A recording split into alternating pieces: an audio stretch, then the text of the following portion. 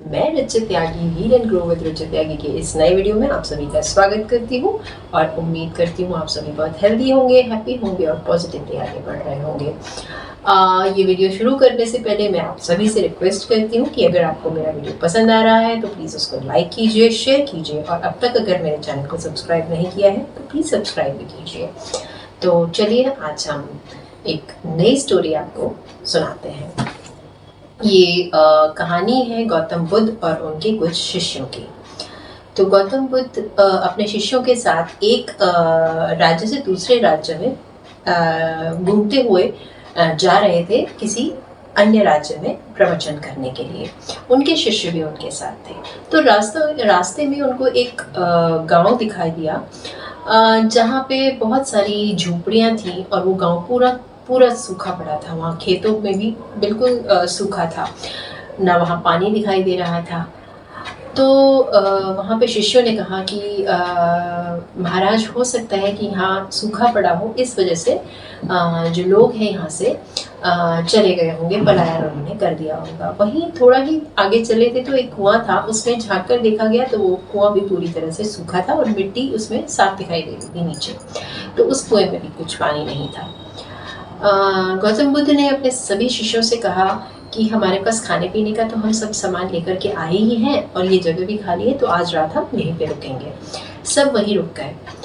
सब ने खाना पीना खाया, रात को विश्राम किया और अगले दिन सुबह को वहाँ से उस गांव से चल पड़े। कुछ ही दूर गए थे तो उन्होंने देखा कि जगह जगह पर बहुत गहरे गहरे गड्ढे हैं। कुछ कदम चलते फिर गड्ढा दिखाई देता, फिर कुछ आगे चलते फिर गड्ढा दिखाई देता। सब एक दूसरे को, जो शिष्य थे वो एक दूसरे को देखते हुए चल रहे थे और गौतम बुद्ध भी ये सारी चीजें देख रहे थे, पर उन्होंने किसी से कुछ कहा नहीं।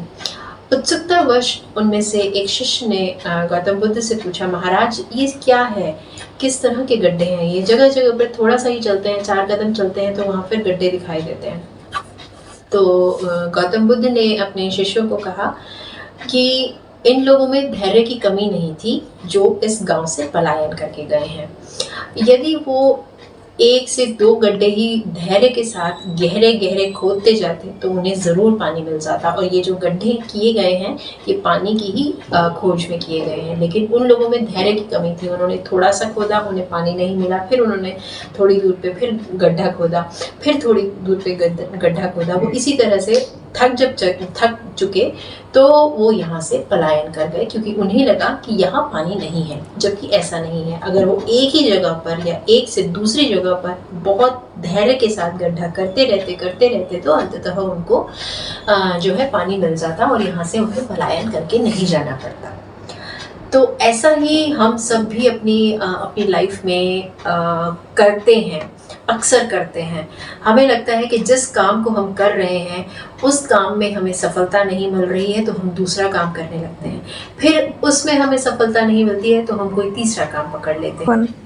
हम भी ऐसा अपनी लाइफ में करते हैं जो कि हमें नहीं करना चाहिए। हम एक से जब मेहनत करके थक जाते हैं तो हम दूसरा काम कर लेते हैं। जब उसमें सफलता नहीं मिलती है तो हम देखा देखी तीसरा काम पकड़ लेते हैं। फिर उसमें हम मेहनत करते हैं, सफलता नहीं मिलती है तो फिर हम कुछ या तो निराश हो जाते हैं या हाथ पे हाथ धरकर बैठ जाते हैं और फिर सोचने लगते हैं कि हमसे कुछ नहीं होगा, डिप्रेशन में चले जाते हैं, एंग्जाइटी में चले जाते हैं, जबकि ऐसा नहीं करना चाहिए।